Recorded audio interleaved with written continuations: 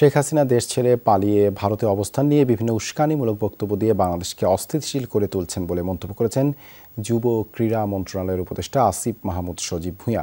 বৃহস্পতিবার রাতে নারায়ণগঞ্জের চাষারা কেন্দ্রীয় শহীদ মিনারে ৫ আগস্ট গুলিবিদ্ধ হয়ে নিহত হওয়া মোহাম্মদ আমানতের জানাজায় যান উপদেষ্টা আসিফ মাহমুদ সজীব ভূঁইয়া ও বৈষম্যবিরোধী ছাত্র আন্দোলনের কেন্দ্রীয় সমন্বয়ক সার্জিস আলম।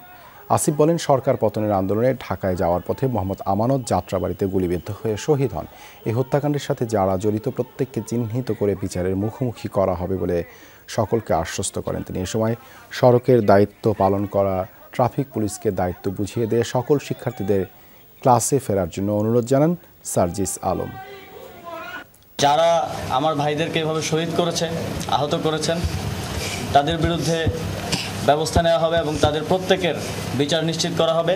আমরা স্পষ্টভাবে বলতে চাই, দেশকে অস্থিতিশীল করার যে কোনো চেষ্টা যদি পরাজিত শক্তি করে, বাংলাদেশের জনগণই তা রুখে দিবে। বাংলাদেশের জনগণ যে স্বাধীনতা অর্জন করেছে সেটি রক্ষা করার দায়িত্ব তারাই নেবে।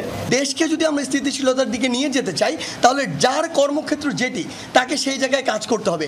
প্রথমে আমি আমাদের তরুণ প্রজন্মের যে ভাই বোনেরা রয়েছে স্কুল কলেজের, তাদেরকে অন্তরের অন্তঃস্থল থেকে ধন্যবাদ জানাতে চাই। এই কারণে তারা এই দুঃসময়, এই সংকটে রাস্তায় নেমে তাদের যে গুরুত্বপূর্ণ দায়িত্বটি পালন করেছে, তার মাধ্যমে আমাদের জীবন প্রবাহটি সহজ হয়েছিল।